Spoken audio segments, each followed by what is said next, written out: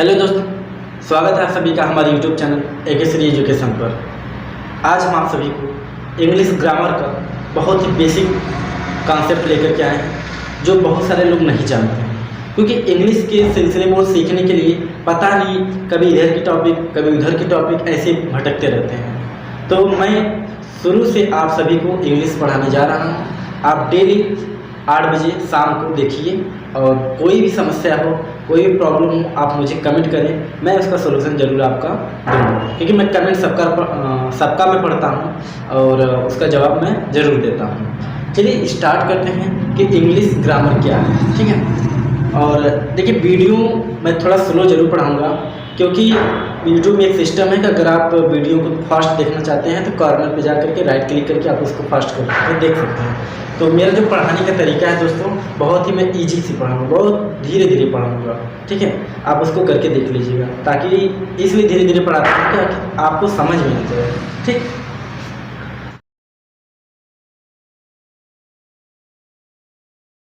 देखिए इंग्लिश जो है, इंग्लिश कहाँ से लिया गया है, ठीक है दोस्तों। इंग्लिश फ्रेंच से लिया गया है। कहाँ से लिया गया है दोस्तों? एक फ्रेंच से लिया गया है। और जो इंग्लिश है यह क्या है? इंग्लिश एक लैंग्वेज है, ठीक है दोस्तों। हम लोग इंग्लिश बहुत बड़ा पहाड़ नहीं, बस एक लैंग्वेज है। और लैंग्वेज को सीखने के लिए क्या हमें आवश्यकता पड़ती है? ग्रामर। ग्रामर की हिंदी क्या होती है दोस्तों? व्याकरण। और इंग्लिश की हिंदी क्या होती है? अंग्रेजी। और लैंग्वेज की हिंदी में क्या कहते हैं? भाषा, ठीक है। इस इंग्लिश की लैंग्वेज को सीखने के लिए हमें किसकी आवश्यकता पड़ती है? व्याकरण की आवश्यकता पड़ती है। अच्छा, व्याकरण हमें सिखाता क्या है? व्याकरण हमें क्या सिखाता है दोस्तों? कोई भी भाषा हो, कोई भी भाषा हो जिसे हमें क्या शुद्ध रूप से पढ़ना, बोलना और लिखना सिखाता है। व्याकरण हमें क्या सिखाता है? कोई भी भाषा, जरूरी थोड़ी है कि इंग्लिश ही हो, हिंदी भी हो सकता है, उर्दू भी हो सकता है। तो किसी भी भाषा को सीखने के लिए क्या शुद्ध रूप से पढ़ना, लिखना और बोलना सिखाता है। क्योंकि जब तक आप ग्रामर का सहायता नहीं लेंगे तब तक आप सिस्टमेटिक ढंग से बोल नहीं पाएंगे। जैसे अगर मैं आपसे कहूँ कि गो यू या यू गो, ठीक, गो यू या यू गो, तो इसमें सुटेबल कौन सा लग रहा है, कौन सा सही है? तो आप कहेंगे सर यू गो सही है, गो यू नहीं सही लग रहा है। क्यों? क्योंकि ग्रामेटिकल सही है, बाकी ये गलत है, ठीक। तो इसका मतलब हमें कोई भी भाषा हो जिसको सीखने के लिए शुद्ध रूप से पढ़ना, लिखना और बोलना चाहिए, इसलिए हम ग्रामर सीखते हैं, ठीक। अब बात करते हैं कि व्याकरण को सीखने के लिए हमें सबसे पहले क्या सीखना होगा।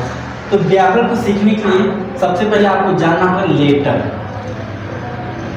क्या जानना होगा? लेटर। लेटर की जो हिंदी होती है वो होता है दोस्तों अक्षर, ठीक है, अक्षर होता है। तो अंग्रेजी में ए से लेकर के जेड तक क्या होते हैं? अक्षर होते हैं, ठीक है। यानी कि A B C D dot dot dot Z तक आप इनको देख रहे हैं, ये सब क्या है? अक्षर।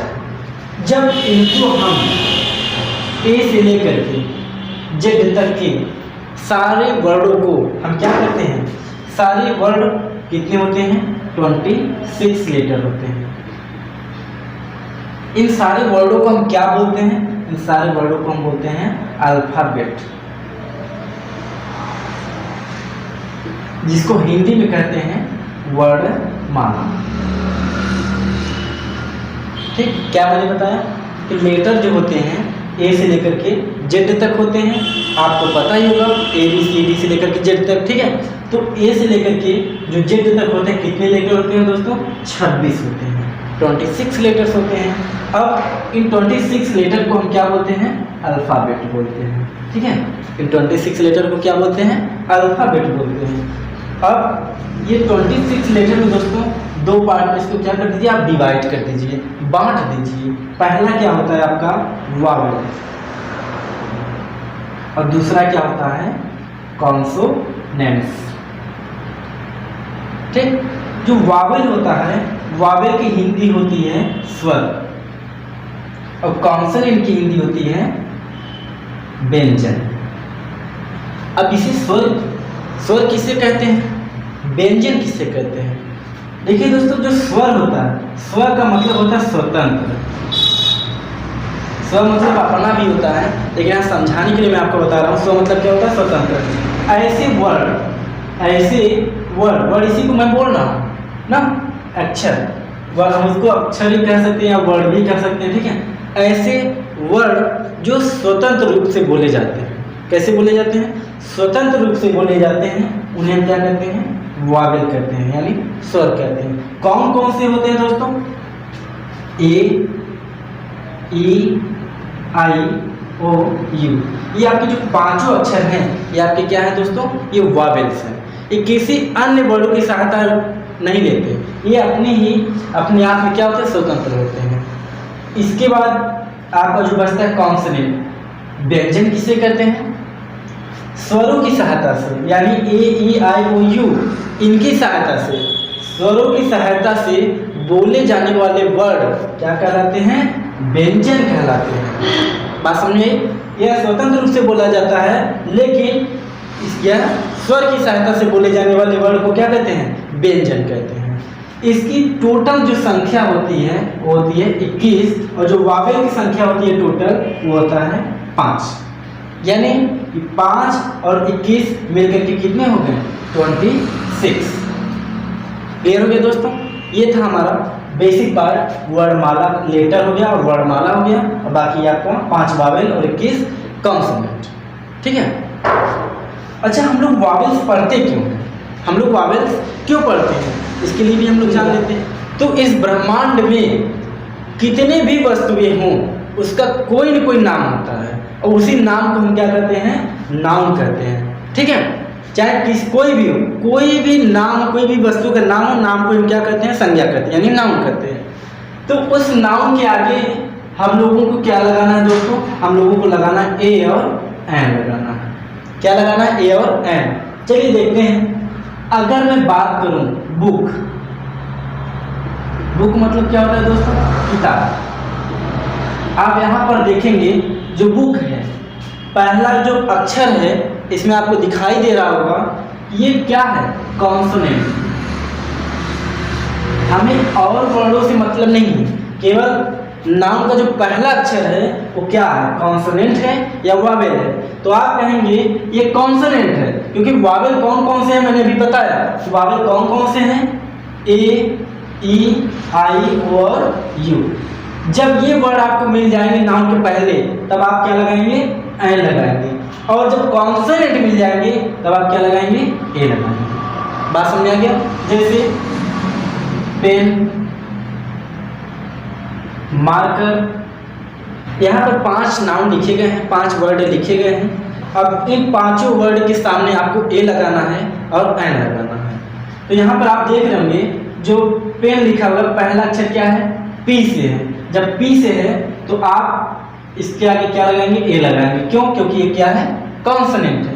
मार्कर है, यम से है, क्या लगाएंगे? ए लगाएंगे। सी से है, कंप्यूटर में ए लगाएंगे। एप्पल है तो पहला अक्षर देखिए वावेल है, तो यहाँ पर आप क्या लगा देंगे? एन लगा देंगे। और यहाँ पे चेयर है, पहला अक्षर किससे है? सी से है, क्या लगा देंगे? ए। तो इस प्रकार से जब भी किसी नाउन का पहला अक्षर क्या होना चाहिए? कॉन्सोनेंट हो, ए लगाएंगे, और वावेल हो, एन लगा देंगे। ठीक।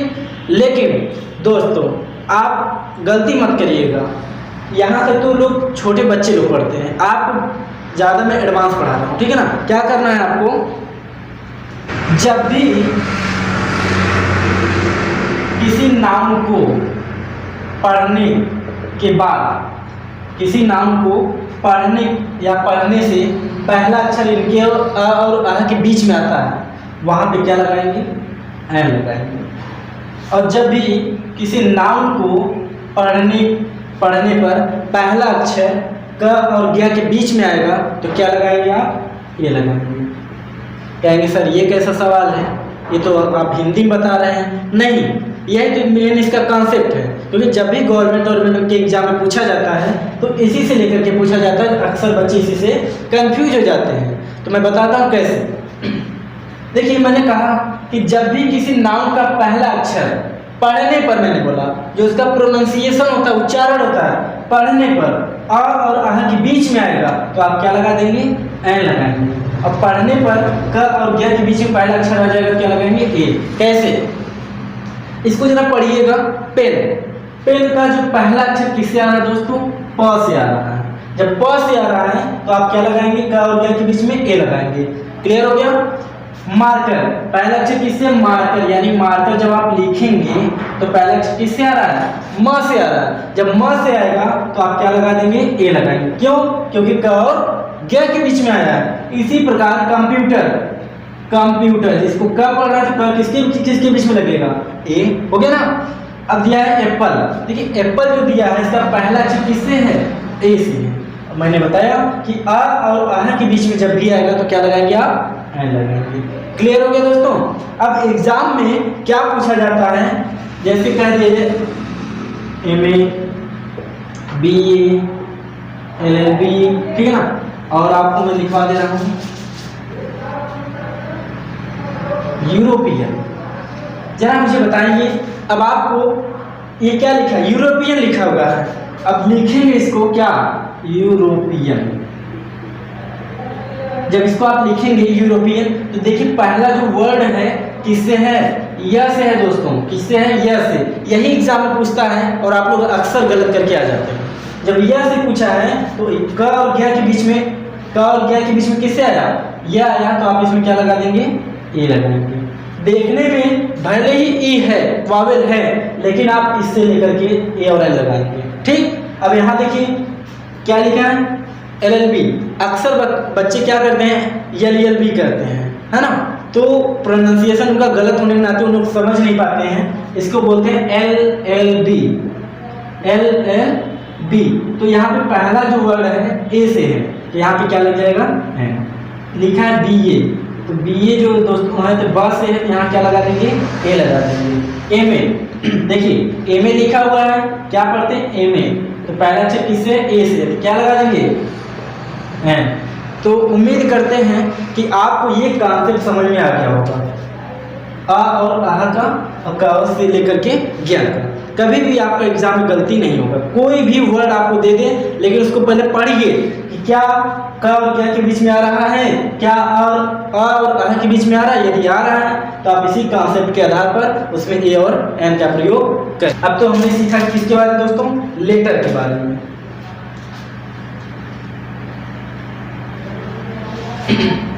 देखिए हमने क्या पढ़ा अभी? लेटर कितने होते हैं? 26। और एक बात का और ध्यान दीजिएगा, भाषा की जो सबसे छोटी इकाई होती है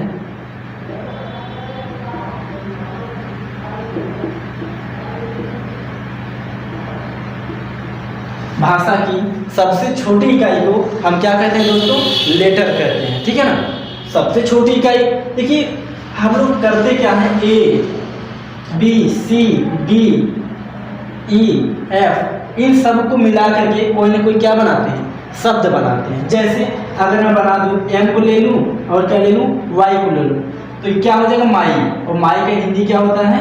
मेरा। तो मैंने एक एक अक्षर को लेकर के एक क्या बना दिया? एक शब्द बना दिया। देखिए दोस्तों, यहाँ से एक टॉपिक आपका तैयार हो गया। एक क्या बना दिया? शब्द। वर्ड बोलते हैं इसको, हिंदी में क्या कहते हैं? शब्द। यानी दो या दो से अधिक वर्डों के मेल से जब आप दो वर्डों को मिला देंगे, मिलाने के बाद उसका कोई ना कोई क्या निकले? अर्थ निकले, उसी को हम क्या कहते हैं? शब्द कहते हैं। देखिए एक लेटर तैयार हो गया, दूसरा क्या हो गया? वर्ड तैयार हो गया।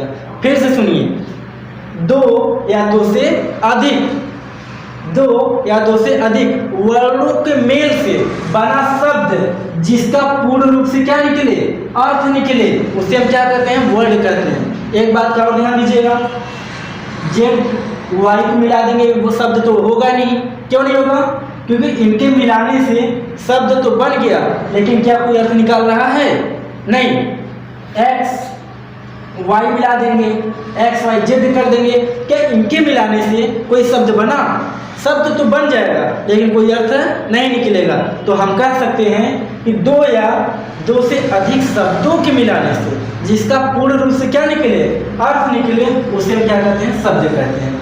ठीक है, जैसे एप्पल हो गया, आप देखना एक वर्ड को मिला के क्या बना दिया गया? एक शब्द बना दिया गया। ठीक है, बुक लिखा हुआ है तो आप देखेंगे एक वर्ड को मिला के एक शब्द बना दिया गया जिसका क्या निकल रहा है? एक अर्थ निकल रहा है। तो यानी आपने देखा कि दो या दो से अधिक वर्डों के मेल से बना शब्द जिसका पूर्ण रूप से क्या निकले? अर्थ निकले। दोस्तों वीडियो लंबा जरूर होगा लेकिन आपको समझ में आना चाहिए। ठीक है, इसलिए मैं सोचा कि पहले मैं थोड़ा फास्ट पढ़ाता था लेकिन काफ़ी बच्चों ने कमेंट किया कि सर आप फास्ट पढ़ाते हैं, हमको समझ में नहीं आता है। तो मैंने कोशिश किया कि आप लोगों को धीरे पढ़ाने के लिए और इस तरीके से समझा करके पढ़ाने के लिए। ठीक है, अगर अभी भी कोई समस्या हो या ज़्यादा तेज पढ़ा रहे हो तो आप हमें ज़रूर बताइए कमेंट करके। ठीक है, आगे इसके बाद वर्ड के बाद आता है दोस्त सेंटेंस। जो तीसरा आता है क्या आता है? सेंटेंस। सेंटेंस की जो हिंदी होती है उसको हिंदी में बोलते हैं वाक्य। क्या बोलते हैं दोस्तों? वाक्य। किताबों में लिखा होता है क्या? शब्दों के सार्थक समूह को, शब्दों के सार्थक समूह को क्या कहते हैं? सेंटेंस कहते हैं, वाक्य कहते हैं। दोस्तों शब्दों की सार्थक समूह, जैसे शब्दों का ऐसा समूह जिसका सार्थक मतलब साथ साथ क्या निकले? अर्थ निकले। शब्दों का ऐसा समूह जिसका क्या निकले? अर्थ निकले, उसी को हम क्या कहते हैं? सेंटेंस कहते हैं। थोड़ा सा अभी तो ऐसे आप डिफिनेशन जान लेंगे लेकिन है क्या इसका रीजन क्या है? जैसे मैं लिखूंगा दिस, दिस क्या है? शब्द है, एक लेटर बन के एक शब्द बना जिसका अर्थ भी निकल रहा है। इज ए बुक, ये यहाँ पर फुल स्टॉप लगा देंगे। यहाँ पर क्या लगा देंगे? Full stop. This is a book, इनको मिला करके एक क्या बन के तैयार हो गया? एक सेंटेंस बन के तैयार हो गया। इसे हम सेंटेंस क्यों कहेंगे? क्योंकि इसका क्या निकल रहा? अर्थ निकल रहा। जैसे दिस इज ए बुक, यह एक किताब है, यह एक किताब है। जब इसका अर्थ निकल रहा है इसे हम क्या कहेंगे? सेंटेंस कहेंगे। अगर इसी को मैं ऐसे लिख दूं इज ए दिस बुक, अब जरा मुझे यह बताइए शब्द शब्द मिल करके तो बना ही सेंटेंस है। अब इसको अटपटा अर्थ निकल रहा है, जो अर्थ निकलेगा क्या निकलेगा? अटपटा निकलेगा, इसलिए इसको हम सेंटेंस नहीं कहेंगे। सेंटेंस किसे कहेंगे? वैसे जैसे आपने लेटर का डिफिनेशन याद किया था कि दो या दो से अधिक अक्षरों को मिलाने पे जो शब्द बनता है जिसका अर्थ निकले उसे हम शब्द कहते हैं। इसी प्रकार सेंटेंस का भी कहेंगे कि दो या दो से अधिक शब्दों के मिलाने से, वहाँ अक्षर बोल रहे थे यहाँ शब्द बोलना है, दो या दो से अधिक शब्दों को मिलाने से जो वाक्य बनता है लेकिन जिसका क्या निकले? अर्थ निकले, जिसका क्या निकले?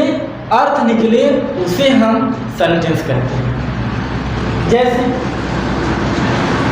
माय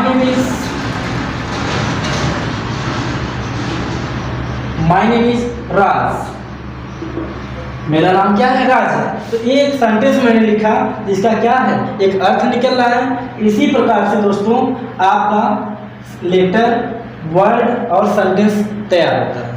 ठीक है, इसी प्रकार से लेटर से वर्ड, वर्ड से सेंटेंस बन करके तैयार होता है। हमने क्या बताया इस वीडियो में? इंग्लिश एक फ्रेंच भाषा से लिया गया है।